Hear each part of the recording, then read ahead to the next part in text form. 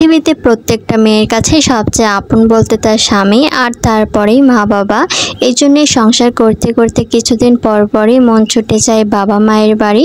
ঠিক তেমনই আমারও মন ছুটলো বাবা মায়ের বাড়ি। হ্যালো এভরিওয়ান, সবাই কেমন আছেন? আশা করি অনেক অনেক ভালো আছেন। আমিও বেশ ভালোই আছি।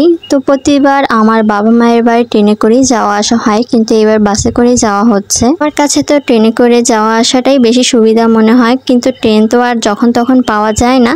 ট্রেন ওর সময় মতনই চলে। আমাদের এখানে ট্রেন আসে দুপুর 1টার সময়, এখন আমি যাব বিকালে। এই জন্য ট্রেনে এবার যাওয়া হলো না। এই জন্য মানুষ বলে প্রত্যেক জিনিসেরই সুবিধা অসুবিধা থাকে। ট্রেনে করে যাওয়া একদিকে যেমন মজা, অন্যদিকে ট্রেন ধরতে গেলে সময় মেনটেন করে স্টেশনে পৌঁছাতে হয়। যাই হোক, বাড়িতে পৌঁছিয়ে দেখি আমার আম্মু আমাদের জন্য চিনির পাকান পিঠা বানাচ্ছিল। আমার শাশুড়ি পাকান পিঠা বানালে সবসময় খিচুড়ি গুড় দিয়ে বানাতো। আমার কাছে তো চিনি থেকে গুড়ের পাকান পিঠাটা খুব ভালো লাগে। আর আমার বাপের বাড়ি গুড় না থাকায় চিনি দিয়ে পাকান পিঠা তৈরি করলো।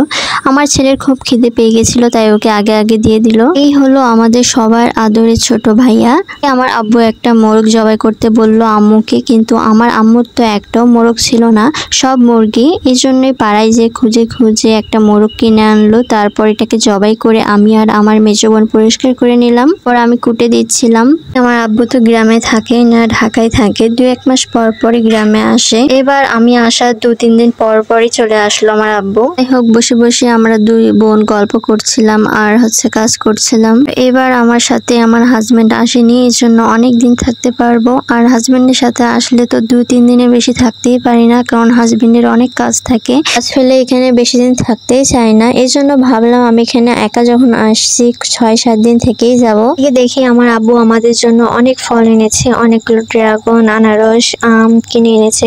আমার বাপের বাড়ি এলাকায় ড্রাগন বাগানের অভাব নেই। অন্যান্য চাষের তুলনায় ড্রাগন চাষটা প্রচুর পরিমাণে হয়, এই জন্য এখানে ড্রাগনের দামটাও কম। তো দেখতে দেখতে 6 দিন হয়ে গেল বাপের বাড়ি আসছি। 6 দিনের দিন আমার মেজো বোন আম্মুকে বললো আপুর জন্য বিরিয়ানি রান্না করো। আর আম্মু পোল্ট্রি মুরগি পুষেছিল। বাড়ির পোষা পোল্ট্রি মুরগি খেতে কিন্তু অনেক মজার হয়, তাই ওই মুরগি দিয়ে আজকে বিরিয়ানি রান্না করবে। বিরিয়ানি রান্নার জন্য 2 প্যাকেট চিনি গুঁড়া চাউল ছিল। 2 প্যাকেটে মোট 1.5 কেজি চাউল ছিল। 1 কেজি চাউল দিয়ে বিরিয়ানি রান্না করবে। বিরিয়ানি রান্নার জন্য পেঁয়াজ, রসুন, আদা কুটাকুটি হয়ে গেছে। আর বিরিয়ানির মাংসটাও রান্না করে নিল।